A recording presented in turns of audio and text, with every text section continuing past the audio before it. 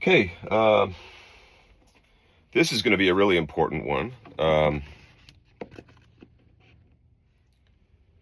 couple videos back, I was looking at Matthew 5, and I mentioned that there were 5 instances in which Jesus follows the formula, "You have heard that it was said," and then goes on to explain, "But I say unto you."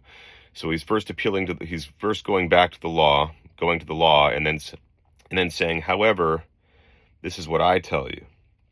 Now, not in every instance was he contradicting the law, but I did suggest that he was contradicting the law in the very last example concerning the loving one's enemies, and showed from the Old Testament that in the context of the Torah, loving one's enemy meant loving a fellow kinsman who had wronged you. It did not mean that you were to love the foreigner or those outside your gates.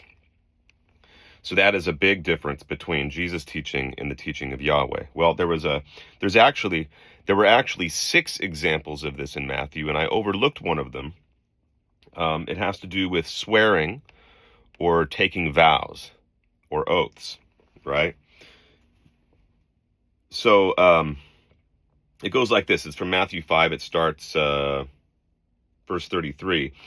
"Again, you have heard that it was said to those of old, 'You shall not swear falsely, but shall perform your oaths to the Lord.' But I say to you, do not swear at all, neither by heaven, for it is God's throne, nor by the earth, for it is his footstool, nor by Jerusalem, for it is the city of the great King. Nor shall you swear by your head, because you cannot make one hair white or black. But let your yes be yes, and your no, no." And then he ends it with this: "For whatever is more than these is from the evil one." Well, who did we show was the evil one from the Lord's Prayer? That's also Yahweh. And if you want to know why I drew that conclusion, you can go back and listen to that video on the Lord's Prayer. And if you go back and listen to a few of the videos prior to it, it'll make it even clearer. Again, if you're coming in on the middle of this, because I know it's a long series, I would still very much recommend that you begin with part 1, work your way up, because there is some very crucial context to all of this. And once you've integrated all of the information, particularly the information that I cover in the book of Revelation, it will become obvious that Yahweh is the devil. Now, this is an instance where Jesus is clearly contradicting Yahweh. There's another instance where he's not.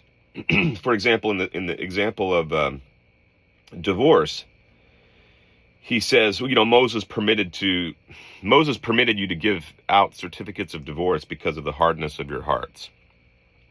So one could say, well, okay, God gave them this provisional, allowed them provisionally to do this, but Jesus is saying, okay, now we're going to go by a higher standard. But again, in the section on enemies, it's a totally different issue. He's saying that he's opposed to, he doesn't explicitly say it. He implies it, though. He implies it, and we have to go back to the Old Testament to get the answer and find out that Yahweh was not actually commanding Israel to love those outside the gates of Israel. In this section, Jesus is actually quite explicit.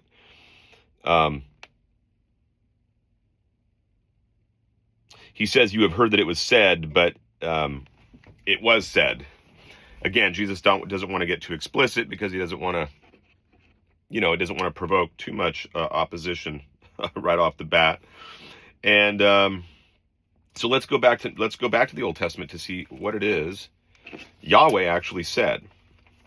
So in Numbers 30, that's the first example. I'm going to look at 2 examples. I'm going to look at the second one first. So let's look at Deuteronomy 6:13.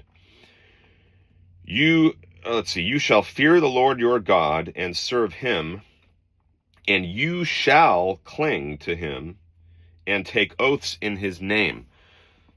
you shall take oaths in his name. So he's not even allowing them to take oaths in his name. He's encouraging them to take oaths in his name. And he doesn't even say why. In both of these instances, Deuteronomy 6:13 and Numbers 30, 2-3, he does not tell them why. He just says, you shall do it. So when Jesus says not to do it, we can't look at this as a similar example to the example about divorce. There isn't some provisional reason God gave why they should do it one way in the instance of taking vows, and now Jesus is saying, here's why we need to do it another way. Jesus is saying, this is all wrong, don't do it this way. But not only does Yahweh not tell us why he wanted them to do this, Jesus explicitly tells us in Matthew 5 why his followers should not do this.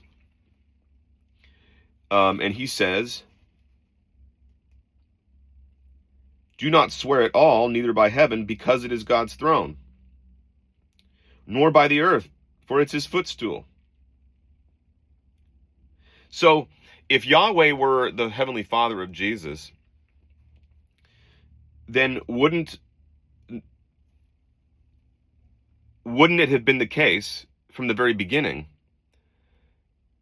that the Jews would not have been permitted to take vows in his name or to swear on the heaven or on the earth?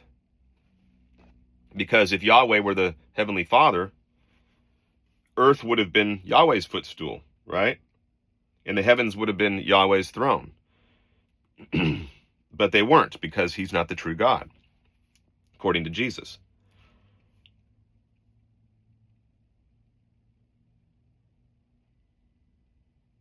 Now, let's go back real quick because Numbers 30 tells us something interesting. Numbers 32-3.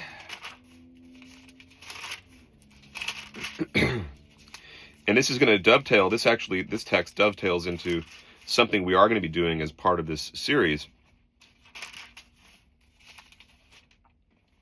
We're going to have a mini series within this series about the connection between Yahweh and human sacrifice.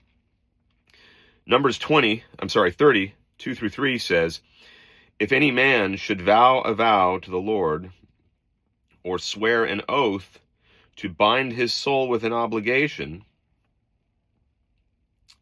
he may not defile his word. He shall do everything that proceeds out of his mouth. That text right there is the basis for why Jephthah goes through with the sacrifice of his daughter in Judges 11. He went out to fight the Ammonites, I believe it was, and he vowed to the Lord that if the Lord should give him victory over the Ammonites, he would sacrifice the first thing that greeted him upon his return. And in that instance, it ended up being his daughter. She ran out of the house or out of the woods, I can't recall exactly how it went, to greet him upon his return from battle. And he was cut to the heart and grieved because he realized he had no other choice but to follow through on his vow. So Yahweh's law made a provision, at least in that instance, at the very least, for human sacrifice. Now we're going to be expanding, as I said, on that theme within this series by doing a mini-series